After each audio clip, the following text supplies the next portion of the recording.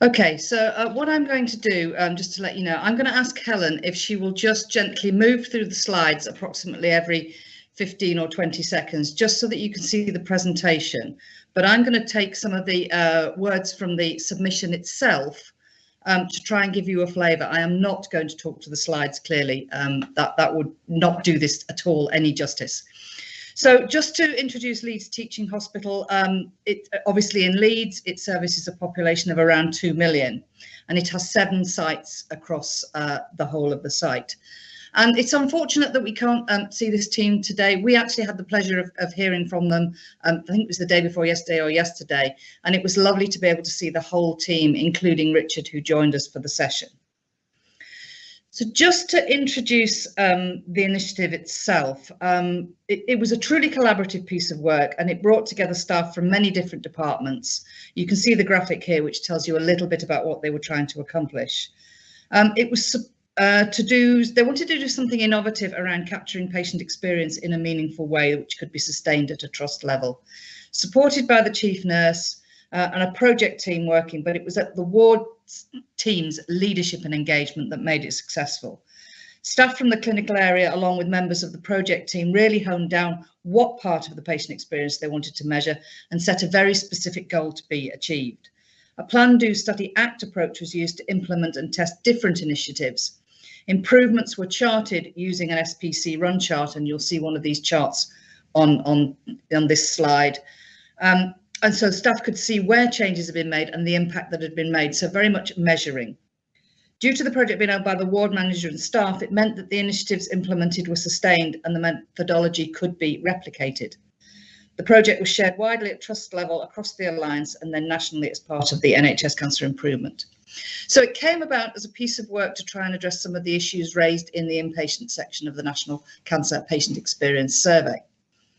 Inpatient issues have been more difficult to address and make progress with than some other areas. And the patient experience lead discussed this with peers from Northumbria who were trialling some real-time feedback, and they wanted to try and use that approach within Leeds. It was agreed that 12 questions would be asked every 2 weeks of all patients who were able to answer on an adult inpatient urology surgical ward unit. The questions were taken from a picker document looking at core domains. And the aim was then to get the results of the questions fed back to the ward staff within 48 hours in an engaging way that they could immediately act upon. A poster was developed and displayed within 48 hours, and this showed the responses to all 12 questions, as well as highlighting comments from patients about their care, and a star of the week was named. It became much more targeted following the Cancer Improvement Collaborative Initiative in 2019-2020. So clearly there was a great focus on doing different initiatives and using the plan, do, study, act cycle. The chief nurse was the executive sponsor for the project, and she was involved on a monthly basis to give an update on how the project initiative was going and provide another level of leadership to the ward. So just looking quickly at the impacts before specific initiatives to improve. What they did, and I'm sorry I haven't really covered this really well, is covered better in the slides, is they decided to look at one specific project to improve meal times and did various different plan, do, study, act initiatives. And they looked to improve meal times where initiatives to improve meal times were introduced. 25 to 30% of patients who were asked were reporting on a regular basis they didn't always get the help they needed, and up to 25% were reporting they only sometimes got enough help. To improve the measured experience of meal times for inpatients on Ward 29, so that 80% of patients who require help to get their meals would get that help, and to achieve that by February 2020. And they introduced mealtime champions. I think we saw that earlier.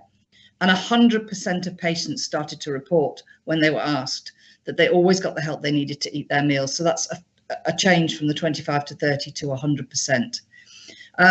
On discussion with the clinical ward team, they felt the mealtime champion allocation sometimes didn't happen, or that the person allocated didn't always manage to fulfill the role.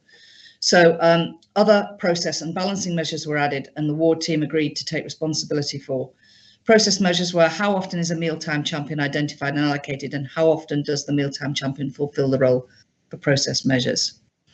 It was all captured on a paper wall chart, and a second PDSA cycle was followed, and the results continued to show that no patients were answering no to the question, did you have enough help to eat your meals? So I think you can see from that the improvement that Leeds made was quite phenomenal. Key learning points was the last thing we talked about, and you can see them on the screen here. Start small, think outside the box, and be creative. I'm sorry I haven't done justice to the creativity that was in this project, but it was evident in the previous presentation. Be willing to challenge the approach and listen to feedback. Create confidence within the clinical team, and also the strong use of the patient and the patient's voice, as you saw by Richard. Richard did join us for the previous presentation, and he was very eloquent in his description of the project.